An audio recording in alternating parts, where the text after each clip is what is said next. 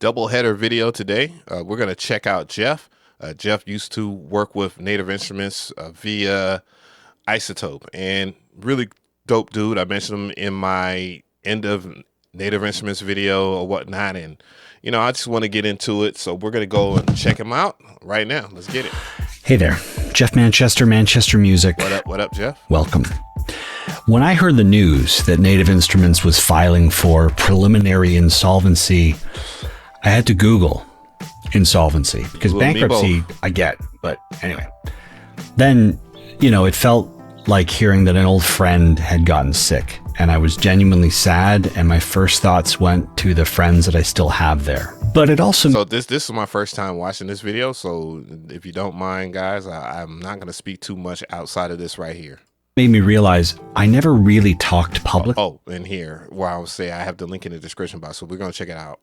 About why I left iZotope, now known as part of Native Instruments. So this news feels like a good moment to reflect a bit and share some thoughts. Okay. First off, if you don't know the history, Native Instruments and iZotope merged when they were acquired by Francisco Partners, a private equity group. Okay. And then Plug-in Alliance Brainworks joined the group as well. I started at iZotope around 2015, and back then the company was buzzing about a secret product that they believed would change the trajectory of the business. It was a little thing called Spire Studio. It was a recording device the size of a coffee mug, and it could record up to 8 tracks. It had an onboard mic and a really good preamp. And when I joined, everyone was excited about its potential. You didn't need a laptop or an interface, just an idea and a smartphone.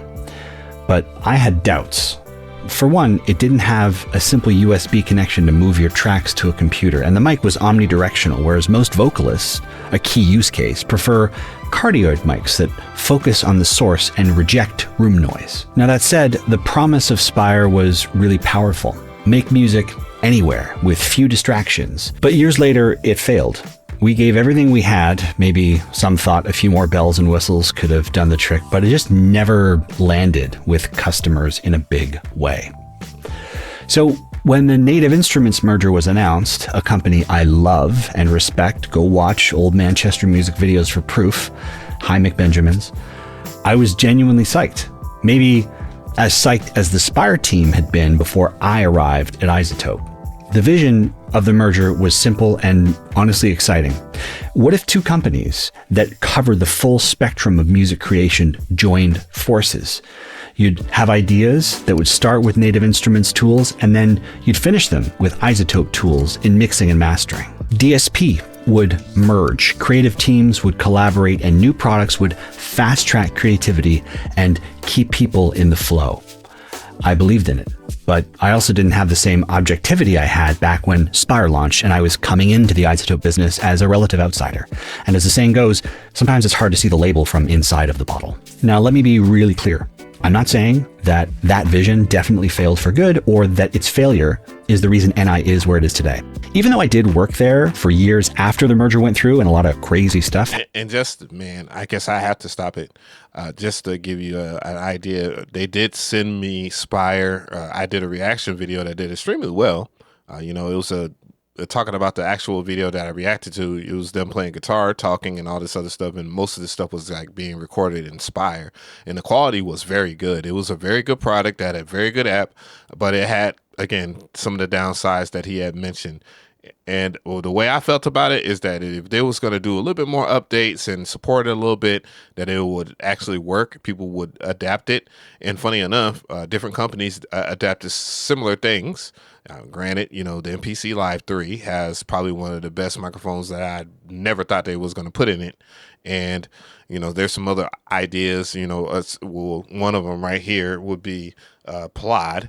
Plod is an AI note taker or whatnot. It's phenomenal, but that was way before, the generative AI was a thing. But they've always been on the AI wagon, and they've done a great job of it. So, yeah, that product had a lot of potential, and I can see why it kind of dropped off the face of the earth, give or take that one, Native Instruments. And I seen them at I met Geoff in Atlanta when he came out here for A3C, Native Instruments, through a humongous party. I met almost every single employee that could be at Native Instruments and other companies too as well. It ended up being one of the things that changed the world for me before stupid ass pandemic came around and F some things up. But, you know, I kept relationships with damn near everybody.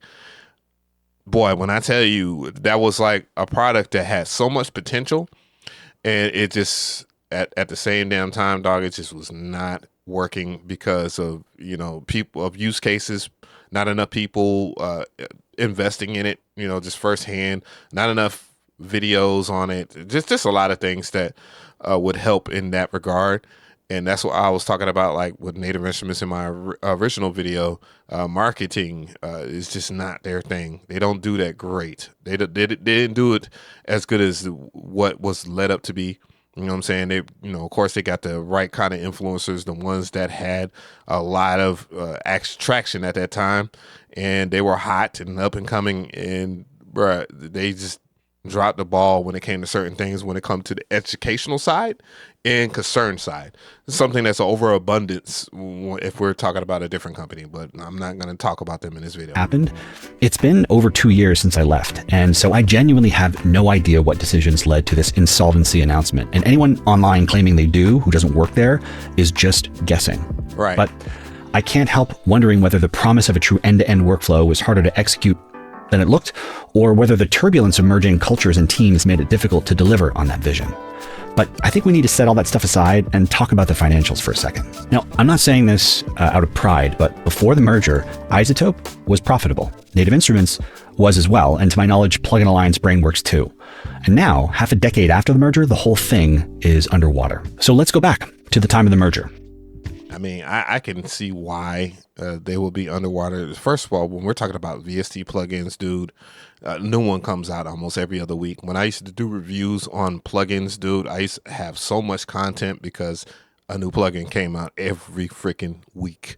And when you have that kind of output from any independent company, a major company, so forth, the attentions of people, unless it's like something like Scalar or Serato Sample, you get what I'm trying to say here, or Sublabs, you know what I'm saying? Sublabs, that type stuff. And even with Future Audio Works Shop's new plugin, which is Notes, that sets a precedent where people want to use that stuff. Battery, great plugin, but there's so many different free alternatives that do something much better than what Battery does. You know what I'm saying?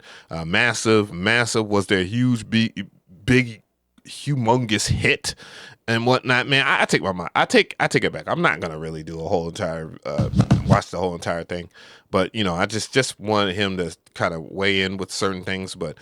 Look, when it came down to it, bro, it was there's so much competition out here that you got to be on your toes. And when it came down to Native Instruments, you kind of knew when they was dropping new stuff, which is cool because you end up trying to develop a ritual or some type of celebration when something comes out, so that people will know. You know, most companies drop something on a Tuesday or Thursday. You know, those type of things. Usually get the traction and lead out to the week of lots of content and stuff like that. But with Native Instruments stuff, it just didn't seem that way. And a lot of the things that they do is so slow and so pre-2020. And when I tell you the landscape has changed a whole lot, dude, I don't even got to say it, bro. I really don't have to say it, but I definitely want to hear from you guys. I will have it linked in the description box. Geoff, cool dude. You know what I'm saying? If it weren't for cats like Geoff, I really wouldn't have a channel. You know what I'm saying? Or my channel will be still in Struggleville because I'd be doing too much. And that's what it is. So let me know how y'all feel, because this is wild. I mean, this is very wild.